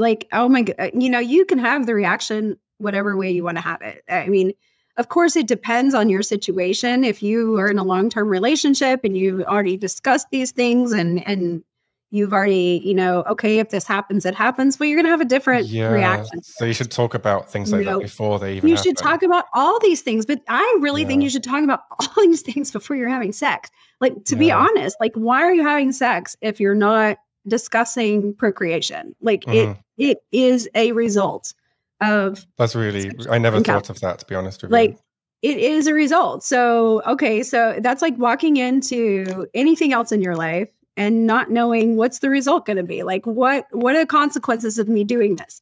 If I'm going to do this, what could possibly, then, what could happen next? So, if you have a pregnancy that's, not something expected, then you should, if you haven't had those conversations, then you need, for one thing, be understanding. Like, that's a shocker, not just to you, but to her. And on top of that, you're going to have to respect what that girl decides to do. Like, she can keep that baby, and that's her decision. Because again, she's growing that baby inside of her. Now, you may come back and be like, well, I didn't want that baby. Well, you shouldn't have probably put your penis in her then. Because every single time you put your penis in a woman, that's a possibility. And so unless you know for sure she's on birth control or you are, then, it's a possibility. And it's like getting in a car and it's being like, damn, I never expected to have a car accident. Well, that happens and you're going to take that risk. It's always a risk, situation. So I think the best thing is to approach her as if like, oh, wow, like what are your feelings? Like, just start off by asking somebody how they feel about it. Because for one thing, it's super emotional. Like, I mean, that's the very first thing you get is emotion. Either you're going to be happy about it or you're not going to be happy about it. So you just have to try and be neutral until you just see how your partner feels. Yeah. I mean, and just have that perspective of, okay, so how do you feel about this? What steps do you want to take regarding this? And, really hold space for that person, hold space and be the person to sit back and listen to their concerns before you give yours. Like, before you're out there going, oh, damn, I don't want to pay child support. Well, she has to raise that baby. And I'm sorry, but it's normally a mom who's raising the baby. Like, that's just a fact. Yeah. And, she's got to, not only that, but like I said, she's got to give up her body, her being, her vitamins, her source, everything to that baby. And if you're a negative person, then all you're doing is bringing negative energy to the situation. So, even if it's unexpected, you just have to respect like where they're coming from. What part of their life are they in? Are they ready to do this? Are they not ready to do this? And sure, like, men have a right to say something, but I do not feel like men have a right to deny somebody that they have to keep a baby. Like, unless that is, like I said, a situation where it's like a preterm, like, birth situation. I mean, until that baby's viable, it's a fetus. It's not a baby. So you can't be like, well, you got to have my kid. Well, okay, but I was going to ask, what do you do in a situation where if you're a guy, you would like her to keep the baby, but she doesn't? Again, what does that entail? Are you going to take care of me? Are you going to treat it like a surrogate where you're going to take care of them the whole time? You're going to pay for them, pay for everything, because you're going to have to take care of all their medical care. You're going to have to take care of all their, honestly, you should be taking care of them, periods. Like, they probably aren't going to be able to work. They're probably going to have to, you're literally telling this person to be a host to this baby that is going to be growing in you for what? For your sake. So if that's the case, then you're going to have to take all responsibility for that person to be able to take care of that baby.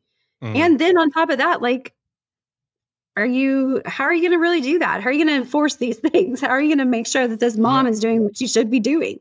Sometimes I feel like people think this. I don't think it's super common, but I definitely sometimes think maybe guys want the girl to keep the baby as a way of like keeping the girl. Keeping the relationship? Yeah, well, I've seen it on the other side as well. I've seen like girls try to trap a wealthy guy with by having a baby. Yeah. Well, again, And I have too. Like, I know people have done it, but and for money, but it's they're not common, but they happen. Yeah, it does happen. Like, it does happen. But again, risk and reward. Are you willing to take that risk that you chose to be with that person? And yep, that could happen. Like, it is always a factor. Like, hello, this is cause and effect. So you're willing to do it. Okay, then you've taken that chance, and you're going to have to be responsible for it. Yeah, so it's too late at that point. You should be choosing like partners maybe more carefully. It should be having the conversation be happening before you even have sex. Like, you just should. You should have that conversation. You should know where they are. You should be like, okay, because you shouldn't be afraid to ask somebody, like, have you been STD tested? Like, I mean, especially if you're not using any kind of barrier protection, like you're not using condoms, you're not using this kind of thing. These are, I mean, you definitely already are capable of getting STDs. Like, that's just a number one risk factor. So why aren't you already asking those questions? You should be asking them. Do you have any things? When's the last time you got tested? How many partners do you have? These are things you should not be afraid to ask the person that you're about to hook up with. And if that means that I'm not going to meet you at a bar and hook up with you that night, well, then so fucking be it. Like, I mean, who cares? Like, that just means that I'm not going to be irresponsible. That means I'm being proactive with my life instead of reacting to whatever the situation is. And I want to make better choices for myself. If you are in a situation where you both don't care, well, then you just both took the risk. Like, and the result may turn out to be there's a little creature growing. You're gonna make choices then. Like, I mean, you're just gonna have, it's all about communication. It's all about conversation and comprehending, because you can talk and talk and talk, like you said, but until the person actually comprehends what you're saying and understands what you're saying and gets the fact that, oh, damn, if we're going to do this, I better get on birth control, or you better get on birth control, or we both need to take birth control, or, then, you're just throwing yourself out into the wolves, I guess. Like, you're just throwing yourself out there. Like, okay, well, I'm just going to take this risk. And then what are you going to be mad about? You had a big part in it. Like, you can be like, well, women shouldn't do this and women shouldn't do that. Well, hello, like, we don't immaculately conceive. Like, this doesn't just happen. And so, like, I guess the final situation, I think this will be a similar answer, but let's say unexpected pregnancy, and the girl wants to keep the baby, but you don't. Like, how do you not be a dick in that situation? Like, is there a way of communicating? I think that, you sit down, you have the conversation, you really talk about, like, what are the factors that are going to affect both of us? You want to have this baby. You realize that A, B, and C, like, I don't have the money for it. I'm not going to be able to pay you much child support. Like, this is the situation, know that, like, here, child support's 20% for one kid. You're going to give all 20% of your income to that girl. And, think about it before you go and have sex. Like, oh shit. Like, do I really want to take that risk of, I got to deal with this the rest of my life? But also understand, like, that's a baby. Like, that's a life. You were part of that making of it. And you took that, you have to be a responsible human. Like, if you're old enough to have sex, you're old enough to have a baby. It's just a factor. Like, so you shouldn't try to change the girl's mind. Like, I know that's a stupid question. I think that's a give and take. Like, I mean, it depends on your situation. Like, it really does. Like, I mean, you have to sit down and literally have, like, conversations about, what does the future look like? What does the future look like for the child? How am I going to, even participate in this situation? Or am I not going to participate in it? Yeah, well, that's the thing for the guy. Like, that is the easy option, is just to kind of threaten abandonment, and I think, but that would be a dick move, I think. But there must be, like, a better way. It's a dick move. Like, but you can't change dicks. Like, they're going to be dicks. Like, they're going to be dicks. Like, and I think some people are dicks without meaning to be a dick. Yeah. Like, and I think it's one of those things where you just, but the same way you can't force a woman to give up the child or have a child. You can't force anybody to do anything. And that's really key, is that everybody has their own free will. So like, I can't make a guy, support my child, except that I can go to the state and say, you give me your money. Like, that's what's going to happen. But you can't make them be a dad. You can't make them take responsibility in that sense. So all you can really do is protect yourself. And I think that's, on both sides of it, is that men, I think, need to understand that they take the responsibility when they choose to be with a woman. And if she decides to keep the baby, you're going to have to accept that fact. You're going to have to accept the fact that baby's going to be around, and what responsibility are you going to take for it? I mean, it is your offspring, and I don't know, but you can't make people care either. So that all depends on how much they actually care in the end. I think you have to care, like, even if it's difficult, you have to do what you can. But right. And I think it's all about conversation. I think it's all about, okay, we need to communicate. Okay, so we haven't communicated before. Now we end up with a pregnancy, and the woman wants to have the baby and the guy doesn't want to have the baby. Well, it's too bad. Like, I mean, you can't make me not have a baby. Like, it's there. And you, as a man, you're just going to have to realize you took that risk, and now you're going to have to be responsible, just like everything else you do. Like, you took a risk in your job to take a job that may be risky. Well, now, you get fired. Shit. Like, I took that responsibility. Like, everything is a responsibility, and a child's the biggest responsibility. So if you've taken that situation, then you're going to have to accept the fact that, you're going to have to deal with the baby, and it's going to affect you the rest of your life, so. But would you say probably affects you more in a positive way than a negative way, I would guess? Oh, personally, of course. Like, I feel like every baby is a gift. Like, it was a gift to have my babies. It was a gift, for me to be their mom. And I've never, I can't say, like, my husband has said in the past, like, he had already had a child. So, like, our first child, I was young, and it was like, oh, damn, I didn't really want to have a baby. And my mom was even like, you don't even have to have it. You can just get an abortion. And I, I was already married. So I was like, no, like, I planned this thing, so it happened much quicker than I expected. But, when it comes down to it, it's like, that's his best friends, so, like, it's, again, perspective on what you think of the situation. I think men immediately think, oh, damn, this is going to affect me in a negative way because it'll affect me financially for the rest of my life.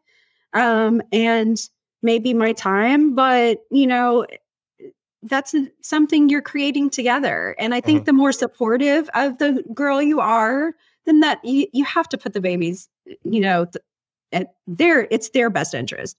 Mom I'm sorry, but no child support that you give to a mom is going to be enough to raise that baby. So I've seen with my sister recently, the work that's involved is just and that's never going to be enough. Like, so you give 20% of your income, woo, that's not enough to raise that baby. She's going to have to do everything she can to take care of that baby. And hopefully you're supportive enough, even if mom and dad are not together. It's all about the kid. It's all about the fact that, okay, we've made this human being together, and now it's here on this earth, and it's our responsibility to support the baby. And so you got to work together. I think I believe in manifestation. So, like, if you put out there negative energy, then you're just going to have negative shit come back to you. If you're going to, any situation, just be positive about it. It will work itself out. You will be in a better situation regardless. Maybe you have to work harder. Maybe it's a lesson. Maybe it's something that's part of your path that you go, you know what? I had to grow up. I had to take responsibility for my life to take care of my kid. I was going to ask you about that because some people think that, because we're having babies later, that we're growing up later, that it's kind of infantilizing society by us delaying childbirth. So that's quite interesting to me. I think that that's probably true. Like, because you grow in different stages. Like, we grow in, development, physical development, and then we grow in conscious development. And they are very much related to each other. So like as 0 to 18 months, that's when you grow connecting with your, caregivers, your family members, the people who actually take care of you, because there's no communication otherwise. Like you can't verbally communicate, and you're dependent upon them. So if you think of a baby during that time frame, you want to put that baby in the best situation they can be in to feel safe, trusting, confident, everything, because it will affect them the rest of their lives. And do you want to raise a baby that doesn't feel that way about themselves? Because it's straight up, like, from the moment we're born with trauma. Like, you're going through the birthing canal, that's traumatic. So like we're born with trauma, but like those things build upon each other. So you want a positive environment for that child. And, as you're growing like that, then 18 months to 7 years, you connect with your tribe. Well, if you didn't connect with your family very well, and you didn't connect with the people surrounding you very well, then it's probably going to be harder for you to connect with your kid.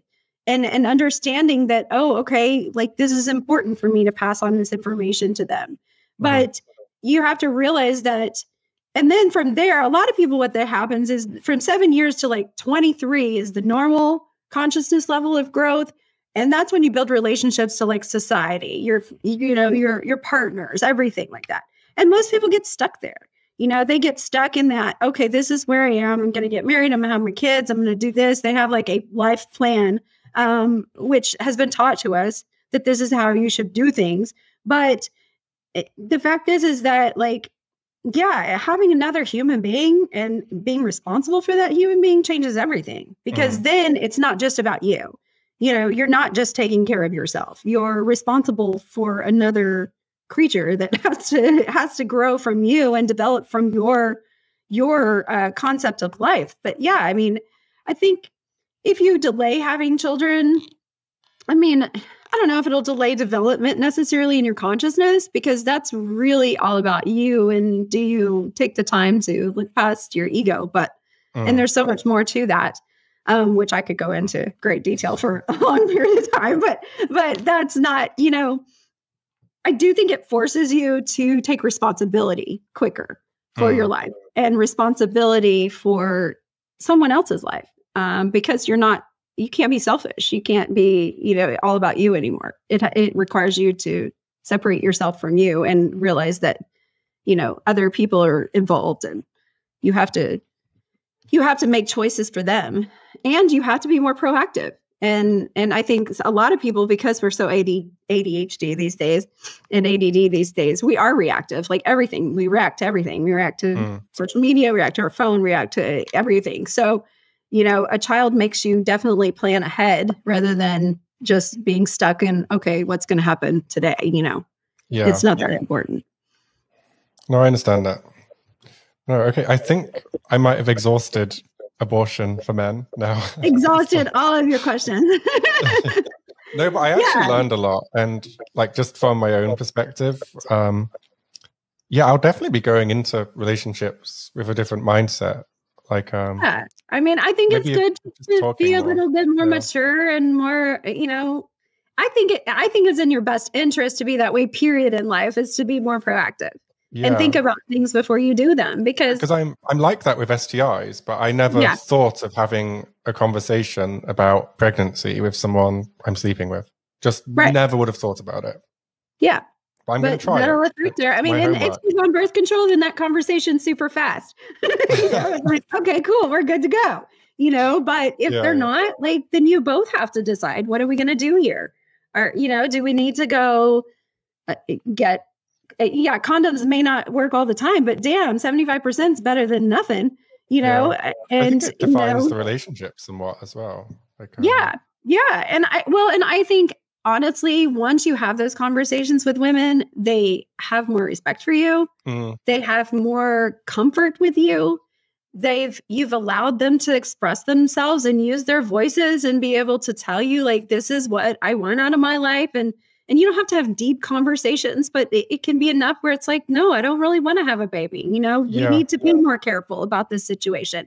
No, I'm not on birth control. So So we need to try these other ways of not getting pregnant. We need to make sure we're including that in whatever activity we're doing, and I think that women are much more about experiential, intellectual, and emotional intimacy than they are the physical and the sexual intimacy. And if you really want to have a good connection with your partner, regardless of like what your relationship may grow into, it's important to open your mouth and have a conversation with them and want to get to know what's in their head, because the energy force that makes up their brain, that makes up their thoughts, and everything else within them is more important than just the quick hookup that, is over in 20 minutes or however long you take. Or if you're a long goer, then maybe 45 or, but regardless, it can affect your future.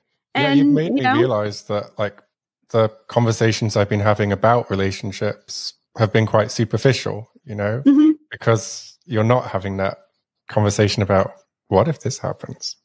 What if this happens? And I think that makes it closer. Like, I think that makes that person have more respect for you.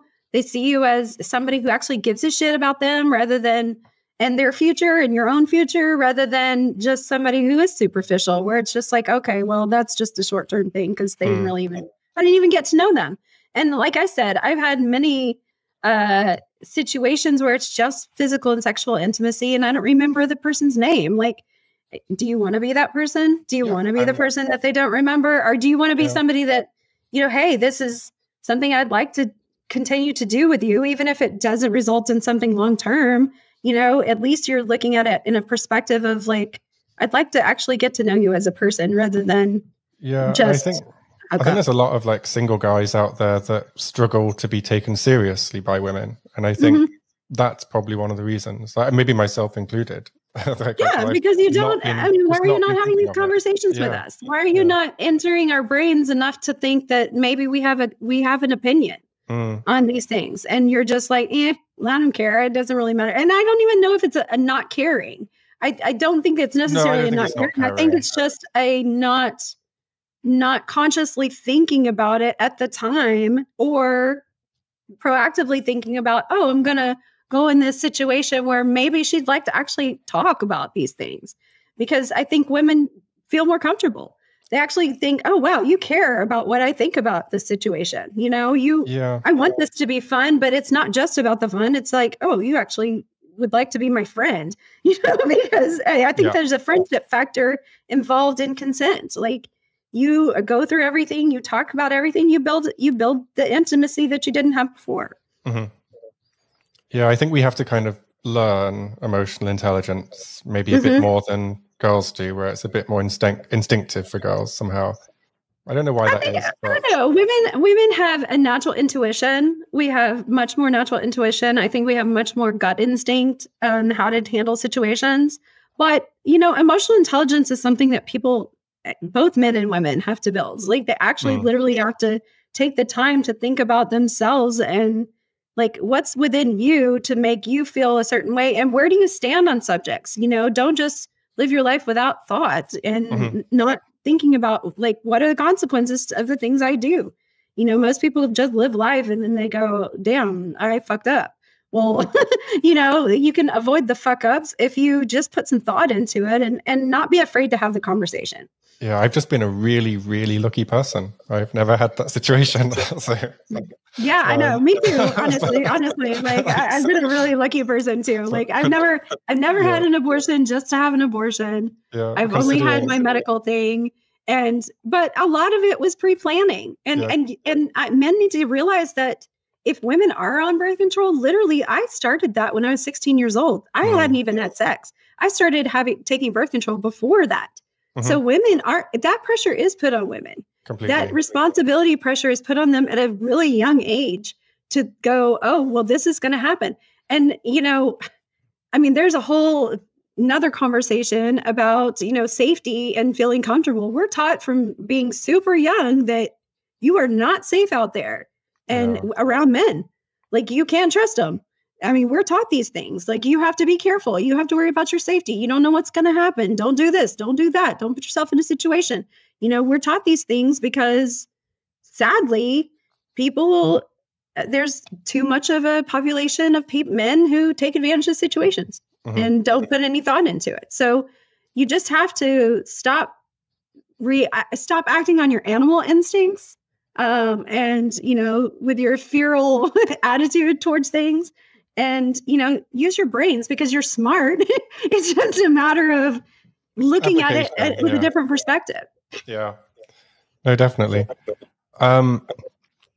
Okay, so I think that's everything. Is there anything you want to add or talk about before? No, not really. Yeah. I think I've said a lot. Yeah. No, thanks so much. Like, it's really good to get your perspective on it as well, especially because you're actually, qualified as a sex educator. I think that helps a lot. And it was really good that you related your personal experience too. I think that was really fascinating. And living in Texas, it must be really interesting. And I just think that, when it comes to these laws, I don't know, I just hope that we blow things up enough where people realize that, for one thing, it's taking women for granted. It's thinking that, we can just go back and tell women what to do, because the religions and the cultures that we're raised in have portrayed us as we're not as intelligent, and we're below, or we're just not up there with making our own choices in our lives, and or that we can't take care of ourselves. And that's not the case anymore. We can take care of ourselves. And if men want to be with women, then you need to realize that they are capable of taking care of themselves, and they don't need you. They want you. There's a huge difference between a need and a want.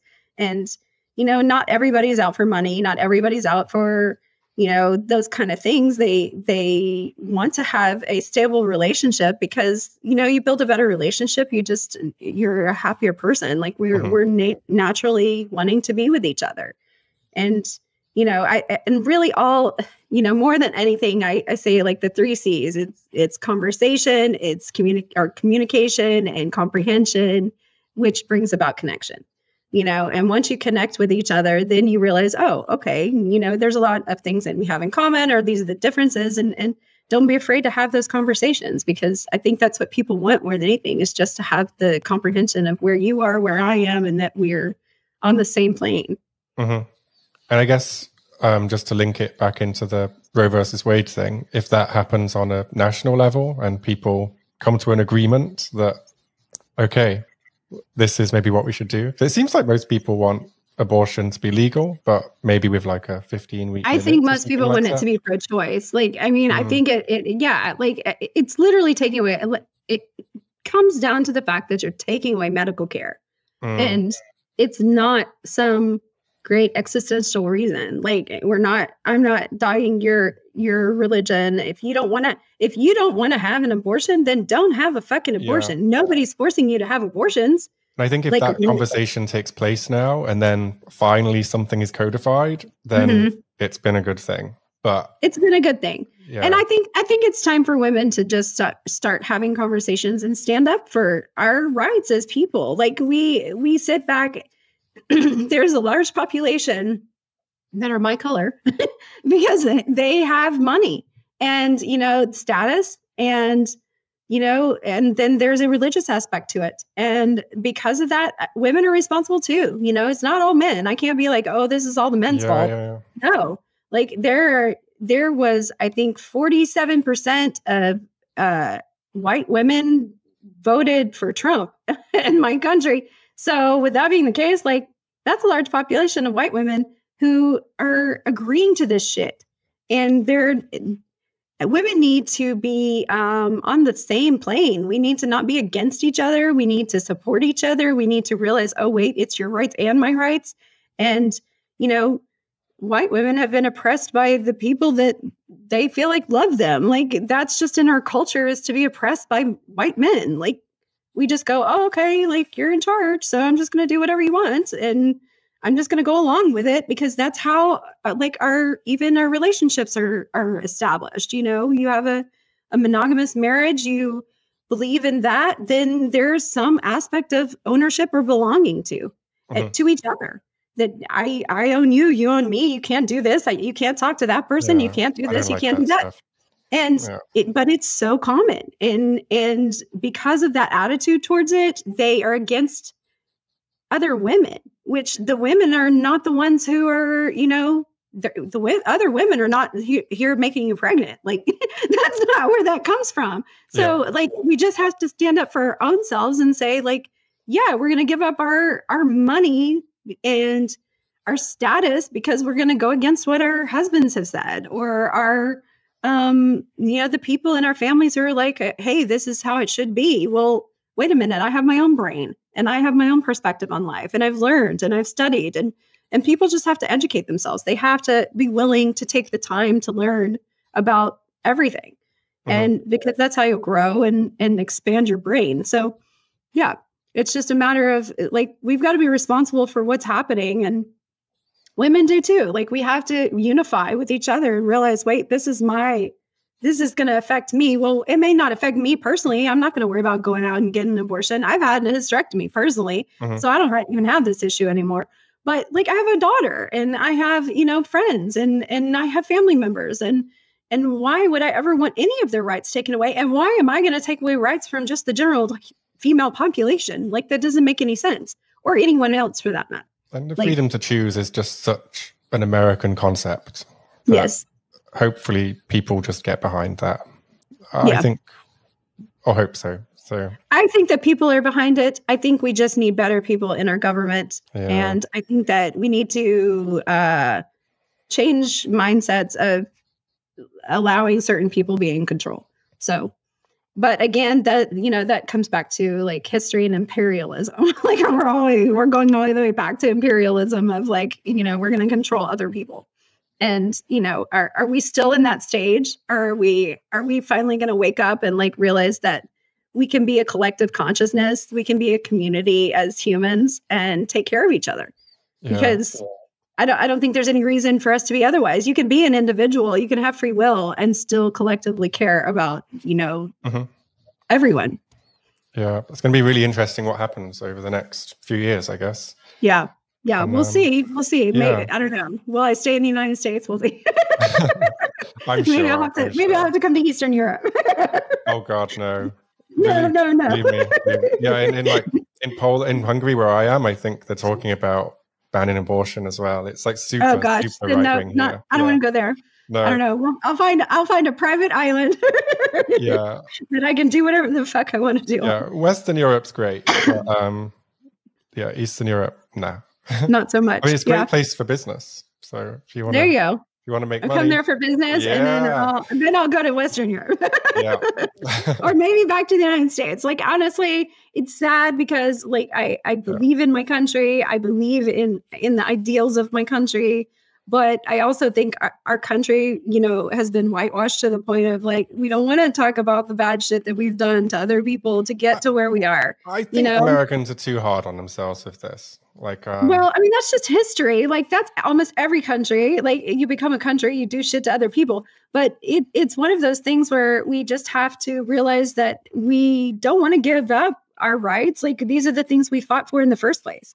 Is to be able to make these decisions for ourselves and be able to have this freedom. And why would we want to give it up on an ideal of like, we're saving something?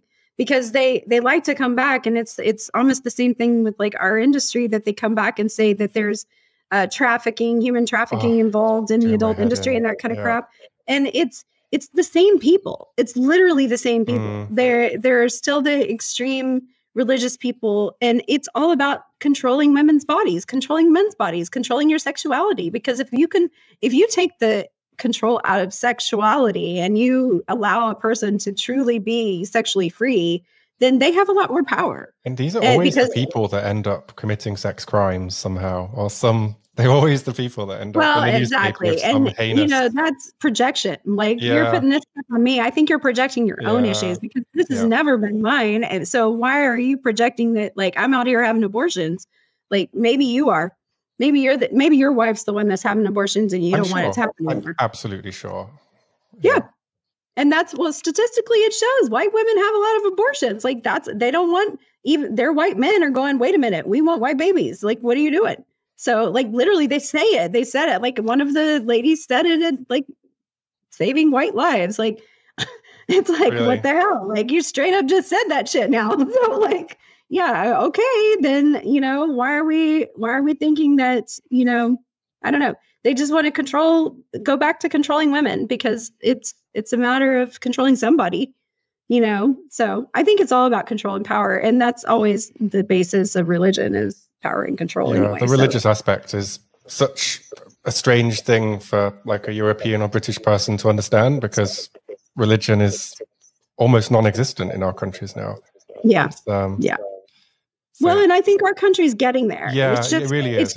It's almost like an old ideals of a group of people who don't want to let go. Yeah, they don't want to let the go older because generation, isn't it? Well, but that's where the power and the control come from, is that and it's the money. Like they're the ones with the money, and they have a lot of power in this country still. And it's one of those things, they don't want to give up that power and that control over other people to make choices for them, and then they pretend like we're making our own choices by voting. But, are we really? So I believe in democracy, but yeah, it can seem like it's a slow but process. ours is not so much a democracy. Like we're changing into something different.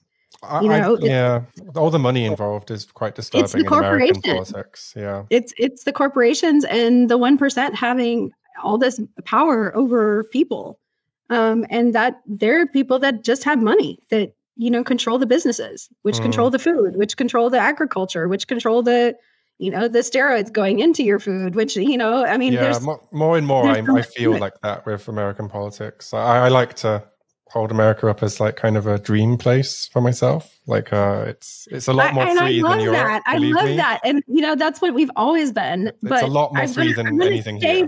I want to stay that and not turn into something different that is just controlled by these, because there are outrageously large corporations that control everything. Yeah, on both sides of the aisle as well. It's like the money involved is so disturbing to me.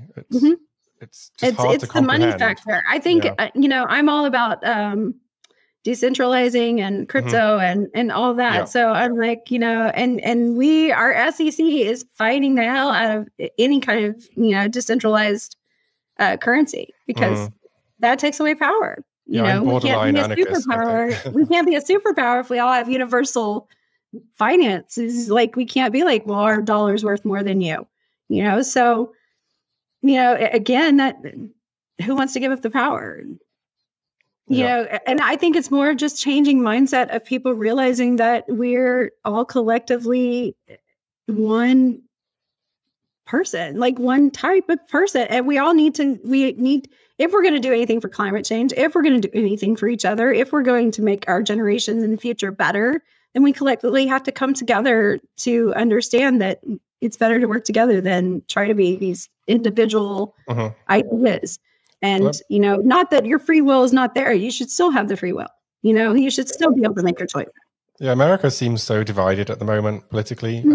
But it does seem to me that most people agree that abortion should be legal. And I think, weirdly, that might be a uniting thing in the end. So I hope so. I hope it makes just people realize that other people are trying to control just the general population. And it's not about the factor of abortion. Like that's just the thing they jumped on, because that was the thing that, and a lot of things that our governments do are distractions from other things that they're doing. So we just don't know what the hell they're doing. Like you say, it's not about providing abortion. It's about providing that counseling, the help and support, and just helping women make good decisions for themselves. Yeah, and the healthcare. And, Planned Parenthood is such a positive thing. Like, they literally offer so many services to women and women that don't have healthcare, and women that, low income families, and even, situations where, like, you have a teenager that needs just help and they can't get it because they don't want to go to their parents, or maybe their parents are against birth control and they're able to go there and it's affordable, and they act like it's just a place to go get an abortion. Well, that's far from the case. Like, it's literally reproductive health care for women, and why you want to take it away is just stupid. Like, because, and people blame it on things like scientific experiment, and they use tissue. And I'm like, do you realize how many tissues they use for scientific reasons. Like, I mean, people give up their organs for science. Like we use those things anyway. So why do you think this is going to change it? Like, they're not, again, we're talking about little tiny, like, things. Yeah. This is not a baby. We're not like taking a baby and being like, hey, let's go sell it to some company for some scientific purpose. Like, they just take it and they make it extreme. So that seems like, oh, we're killing babies. And no, that's not well, hopefully I think we got across some of the nuance in how those decisions are made. So yeah. And Dee, is there anything you want to promote or let people know about? You can check out all my stuff. My Instagram is at the.lovesiren, LOVESIREN. And then my life coaching website is my.karmasutra, KARMASUTRA. And so I help with relationships and with intimacy, and then also just in general help with, finding your soul's purpose in life. Yeah, I feel like I got a bit of that today. So yeah. So, I feel like everyone should have that free will and be able to follow, like, what is the plan for your life and not what somebody else's plan is. So if that includes a baby or not, like, maybe it does, maybe it doesn't, but nobody else should be able to tell you otherwise. Yeah, good words. Well, thanks so much for coming on. And I know explaining American politics to foreigners is like a nightmare because it's so hard to relate for us because it's such a unique country. But thanks so much. It's an interesting thing. We'll see what happens. Yeah. Hopefully we'll work it all out. Yeah, I'm sure. Thanks so much. Thank you.